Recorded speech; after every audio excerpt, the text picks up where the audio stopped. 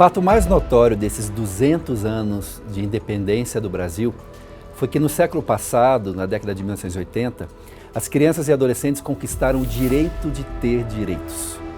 O Estatuto da Criança e do Adolescente, lei mais importante do Brasil sobre os direitos da criança e do adolescente, incorpora o acúmulo de um século de consolidação internacional de direitos, quando o Brasil havia tido muito pouco protagonismo. Em 2022, nos 200 anos de independência do Brasil, o Estatuto da Criança e do Adolescente está completando 32 anos. O que temos a comemorar? Em 2022, comemoram-se os 32 anos do Estatuto da Criança e do Adolescente, coincidindo com outra importante data, os 200 anos da independência do Brasil. Datas como estas tendem a nos levar a refletir sobre o que mudou na história do Brasil antes e depois do Grito do Ipiranga. E indo mais além, o que mudou na história das infâncias brasileiras durante esses séculos e quais os desafios que ainda se apresentam para que as crianças sejam felizes e possam gozar em plenitude dos benefícios de viver em um país que respeite os direitos de crianças e adolescentes. Para responder a perguntas assim, sobretudo quando o assunto gira em torno das infâncias, é preciso fazer uma breve viagem no tempo, para uma época em que o Brasil e até o continente americano inteiro sequer constavam nos mapas. Estamos na Idade Média. Segundo os estudos históricos de Philippe Arrier, na sociedade medieval, o conceito de infância, como entendemos hoje, simplesmente não existia. Prova disso é que as crianças eram vestidas como os adultos. Assim, não eram livres nem mesmo para correr e brincar por causa da inadequação das roupas. Naquele período tão marcado pela religiosidade, a criança mais retratada era o menino Jesus, sempre com as feições de um senhor mais velho, e as demais crianças geralmente apareciam retratadas como adultos em miniatura, vestidas como adultos e fazendo atividades típicas do mundo adulto. Já na modernidade, a partir de 1453 d.C., as crianças passam a se vestir de modo diverso, com vestes mais adequadas à sua fase de desenvolvimento e, claro, passam a mais visivelmente diferenciar-se das outras faixas etárias, sendo cada vez menos vistas como pequenos adultos. No transcurso do século XVII, passou-se a admitir que as crianças necessitavam de um tempo maior de preparação para a vida adulta. Surge assim o primeiro sentimento de infância, conhecido como paparicação, quando a criança passa a ser tratada como um brinquedo ou uma espécie de animal de estimação cujo objetivo era entreter os pais. A essa altura, graças às grandes navegações, naturalmente a América e o Brasil já aparecem no mapa. Mas o lugar das crianças muda muito pouco, principalmente se não levarmos apenas em conta as crianças das elites do açúcar, do ouro e do café, mas se também considerarmos as crianças indígenas e as afrodescendentes escravizadas.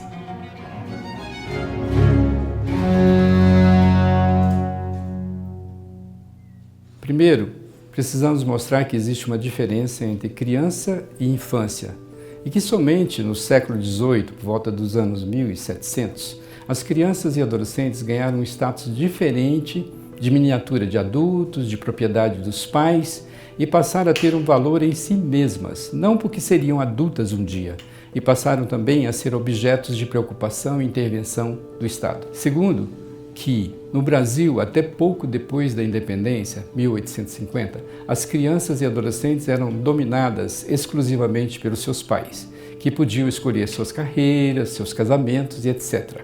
Modo denominado soberania paterna, associada à caridade religiosa.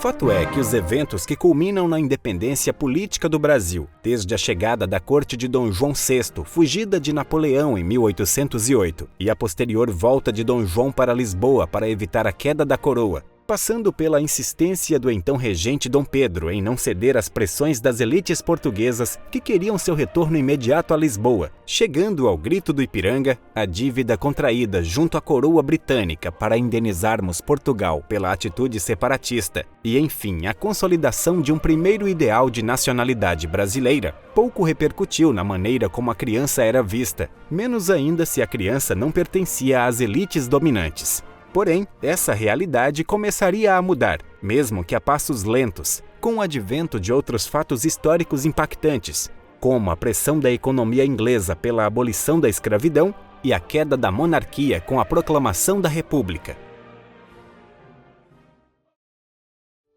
O Estado moderno fomenta o papel estatal no tratamento de crianças e adolescentes por meio da educação pública e na proteção especial daquelas crianças e adolescentes em situação de vulnerabilidade. Isso foi evidenciado no aparecimento de leis para crianças depois da proclamação da República, na criação de programas geridos pelo próprio Estado. Essa preocupação já era notada na Europa, nos Estados Unidos e na América. No Brasil, houve a preocupação com crianças nos orfanatos e internatos, Roda dos Expostos, preocupação com o trabalho de menores na indústria, preocupação com crianças e adolescentes praticantes de atos delituosos. Houve também os movimentos pró-educação pública. Uma figura de destaque foi o médico Mancorvo Filho, reconhecido como precursor das políticas de proteção à infância no Brasil. No início dos anos 1900, ele criou o Instituto de Proteção e Assistência à Infância, no Rio de Janeiro, e contribuiu para o processo de construção da rede institucional de assistência à saúde infantil no Brasil. Do ponto de vista legal, a legislação mais importante do início do século XX foi o Código de Menores de 1927. Do ponto de vista das políticas, foi a estruturação em âmbito nacional, nos anos 1940, de instituições que separavam a infância em geral e a infância menorizada, com a criação do Departamento da Criança no Ministério da Saúde e do Serviço de Assistência a Menores, o SAM, no Ministério da Justiça. O próprio SAM não conseguiu cumprir suas finalidades, passando a ser considerado, posteriormente, como sucursal do inferno e como local de aprendizagem criminal. Foi quando o governo militar decidiu criar a Política Nacional de Bem-Estar do Menor e o Sistema Nacional de Bem-Estar do Menor, em 1964.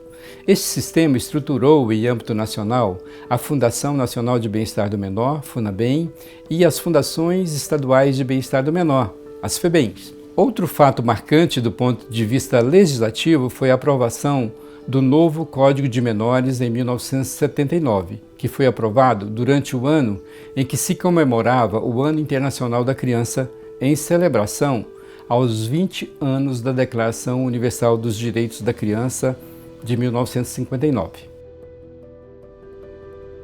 Primeiro, houve um agravamento da situação das crianças empobrecidas com um grande fluxo migratório do campo para as cidades.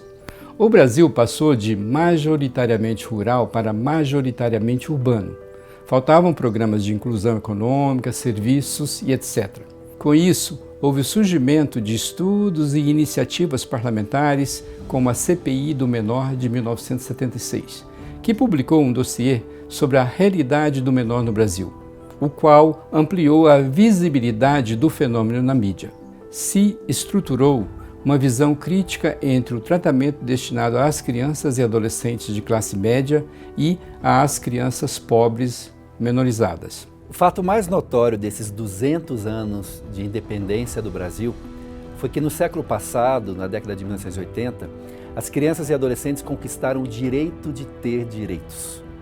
Elas passaram de cidadãos de segunda categoria e alcançaram, pelo menos do ponto de vista do direito formal e dentro da doutrina da proteção integral, a condição de sujeitos de direitos e de prioridade absoluta nos processos de formulação de políticas e destinação de recursos orçamentários. As crianças e adolescentes se tornaram um segmento mobilizável e que pode participar ativamente, diretamente na defesa dos seus próprios direitos.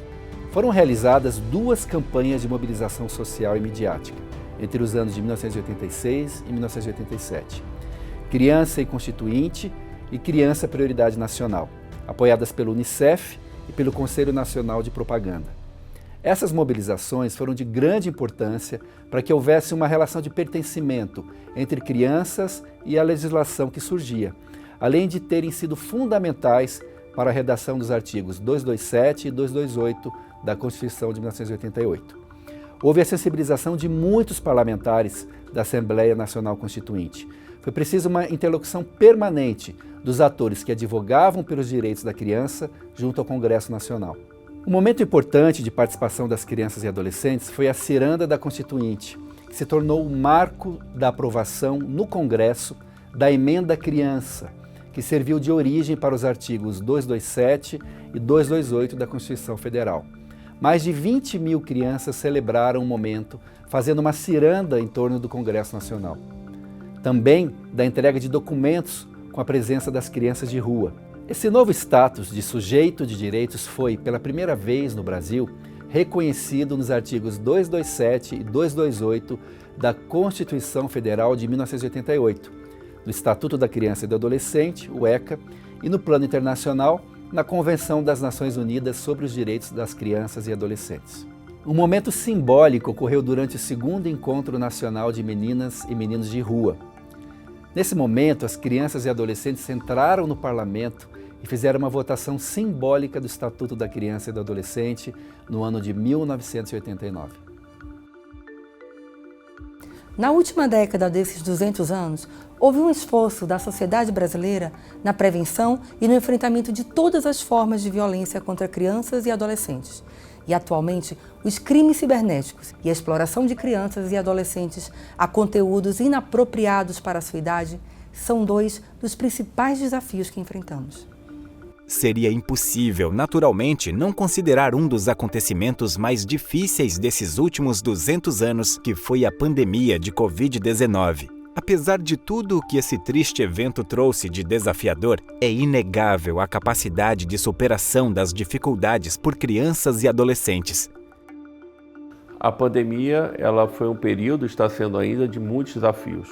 Em relação à infância e adolescência, nós tivemos problemas relacionados à má nutrição, que envolve tanto obesidade quanto desnutrição, e tivemos diversas ações para combater esse problema em relação às crianças, muitas vezes até porque elas também fora dos colégios, a merenda sem haver disponibilidade, isso agravou o problema. Também havia o problema da volta às aulas, as voltas às aulas segura. Muitos municípios eles não têm recursos para permitir toda aquela gama de exigências para permitir a volta às aulas. Então nós tivemos que agir muito fortemente e permitir um ambiente seguro para a saúde de crianças e adolescentes. A pandemia também ela agravou o problema da mortalidade materna.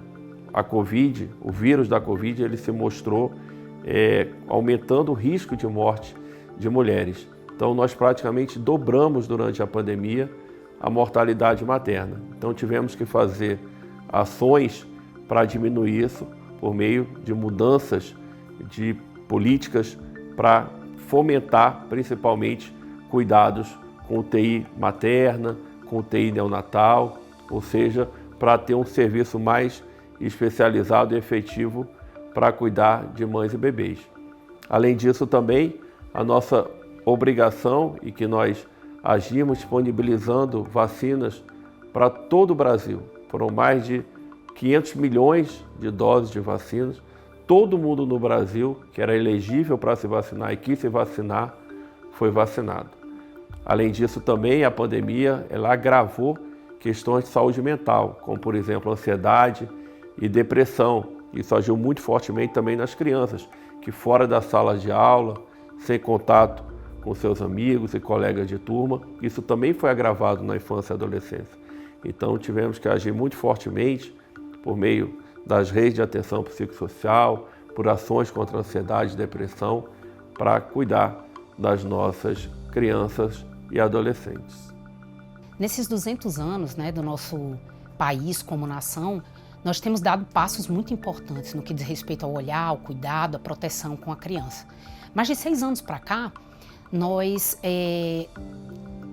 tivemos o Marco Legal da Primeira Infância, que é uma lei voltada especificamente para os primeiros anos de vida, que é considerado cientificamente como uma janela de oportunidade, do 0 até, que a gente diz, da concepção, até os 6 anos de idade e especificamente até os 3, é considerado uma janela de oportunidade. Por quê? Porque nessa fase a criança ela está em pleno desenvolvimento, ela tem uma boa neuroplasticidade cerebral e isso faz com que ela absorva melhor os estímulos e as interações ao seu redor.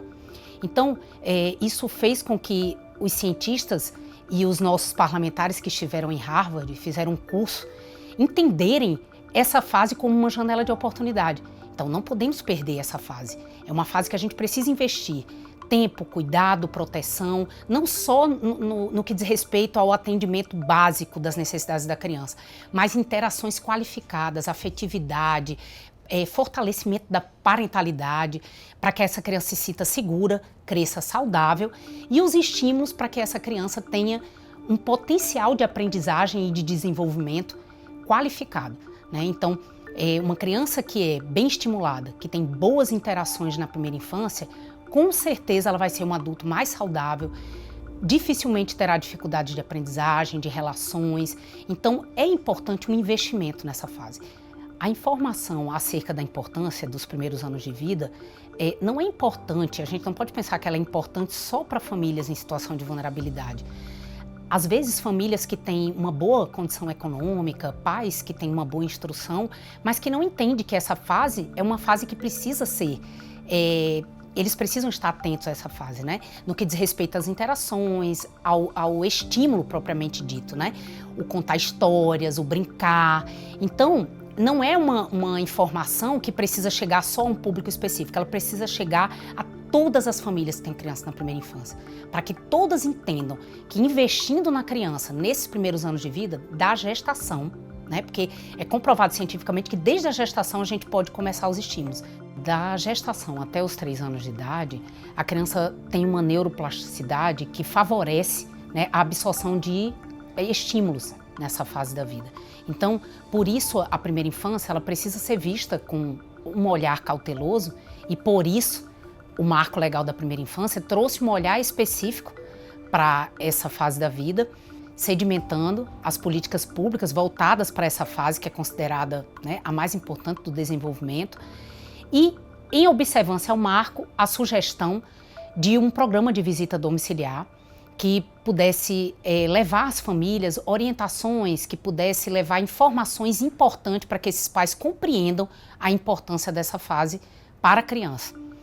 Então, em observância ao marco legal, um programa de visita domiciliar, em observância ao marco legal também uma secretaria para tratar especificamente dessa pauta. O Marco Legal da Primeira Infância representa, de fato, uma vitória que começa a fechar a lacuna entre o que diz a ciência e o que estava na lei, seja por meio da criação de programas, iniciativas e serviços baseados no desenvolvimento integral de nossas crianças desde o seu nascimento até os 6 anos de idade. Direito de brincar, de ser cuidado por profissionais qualificados em primeira infância, de ser prioridade nas políticas públicas.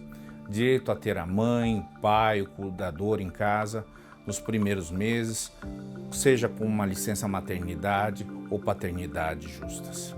Direito a receber cuidados médicos consistentes, especialmente os que estão em condições de vulnerabilidade, são algumas das linhas que tecem este importante Marco Legal da Primeira Infância, uma legislação que foi construída com muito esforço e por muitas mãos, justamente para garantir a proteção integral dos direitos dos pequenos cidadãos nessa faixa de idade tão sensível e que corresponde a aproximadamente 36 milhões de habitantes em nosso país. Um dos grandes progressos realizados após o estabelecimento do Marco Legal foi o Pacto Nacional pela Primeira Infância, que foi celebrado em junho de 2019 entre o Conselho Nacional de Justiça, a Câmara, o Senado, o Conselho Nacional do Ministério Público, o Tribunal de Contas da União, os Tribunais de Contas dos Estados, a CGU, a OAB, o Colégio Nacional dos Defensores Públicos e também da maioria dos ministérios,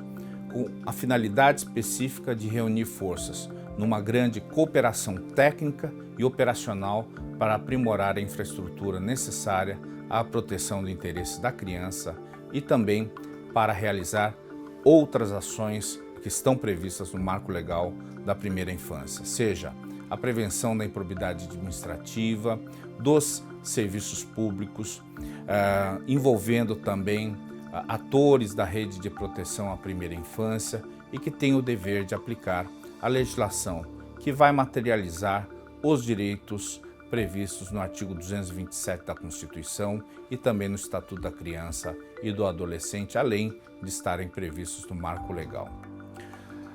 Trata-se de uma grande conjugação de esforços para intercambiar conhecimentos sobre o funcionamento da rede de proteção, para desenvolver pesquisas e estudos sobre assuntos que se relacionam com a primeira infância, para selecionar, disseminar e compartilhar boas práticas visando aprimorar a atenção à primeira infância e, enfim, para capacitar os profissionais que atuam com a primeira infância, dando efetiva densidade ao que está estabelecido no marco legal da primeira infância. O Unicef chegou ao Brasil em 1950 e desde então vem atuando no desenvolvimento de ações de proteção às crianças e ao adolescente. Destacadamente, o Unicef apoiou a elaboração do Estatuto da Criança e do Adolescente, que incorporou muito bem os princípios e as diretrizes da Convenção sobre os Direitos da Criança das Nações Unidas. Os avanços foram inúmeros, a implantação de sistemas de garantias de direitos de criança e do adolescente, também avanços na estruturação do Sistema Único de Saúde, com a cobertura de saúde infantil e a redução da mortalidade infantil. Também temos avanços na redução do número de crianças e adolescentes fora da escola, na estruturação do Sistema Único de Assistência Social, SUAS, e na cobertura de benefícios como de programa de transferência de rendas, junto às reduções dos índices de subregistro de nascimento e do trabalho infantil. Também é importante mencionar a estruturação do Sistema Nacional Socioeducativo, o SINASE. Avanço no marco legal e no desenvolvimento das políticas para a primeira infância, com o incremento na participação de crianças e adolescentes em projetos sociais e nas comissões de participações adolescentes, dos conselhos municipais dos direitos da criança e do adolescente. Entre esses avanços, gostaríamos de destacar ainda dois outros. A mobilização e organização da sociedade brasileira para o enfrentamento da violência letal, particularmente contra os adolescentes, e por meio da criação dos comitês de prevenção de homicídios. A outra, a integração em centenas de municípios dos serviços e programas para crianças e adolescentes, vítimas ou testemunhas de violência, junto à melhoria do seu acesso ao sistema de justiça, e particularmente com a implantação do depoimento especial. Estas grandes conquistas convivem ainda com enormes desafios, como as elevadas taxas de violência contra crianças e adolescentes e a persistência do racismo e da pobreza estruturais. Desafios, contudo, que o Brasil já aprendeu como solucioná-los, pois é uma referência internacional em programas de proteção às crianças e adolescentes. Sem esquecer jamais os muitos avanços, não se pode negar que problemas ainda desafiam a garantia de direitos da criança e do adolescente. Alguns desses desafios são a persistência, se não o incremento e a sofisticação da violência contra crianças e adolescentes nos seus diversos matizes. Crianças sem cuidados parentais ou alternativos. Violações de direitos humanos de crianças e adolescentes migrantes e indígenas. E no atendimento dos direitos de crianças e adolescentes com deficiência. É com esperança e atitude que o Brasil segue sua trajetória de muitas lutas enquanto nação autônoma e independente, na busca para que as novas e futuras gerações vivam livremente a plenitude de um país independente por muito mais tempo que apenas os próximos 200 anos. É dever da família, da sociedade e do Estado assegurar à criança, ao adolescente e ao jovem, com absoluta prioridade, o direito à vida, à saúde, à alimentação, à educação, ao lazer, à profissionalização, à cultura, à dignidade, ao respeito, à liberdade e à convivência familiar e comunitária, além de colocá-los a salvo de toda forma de negligência, discriminação, exploração, violência, crueldade e opressão.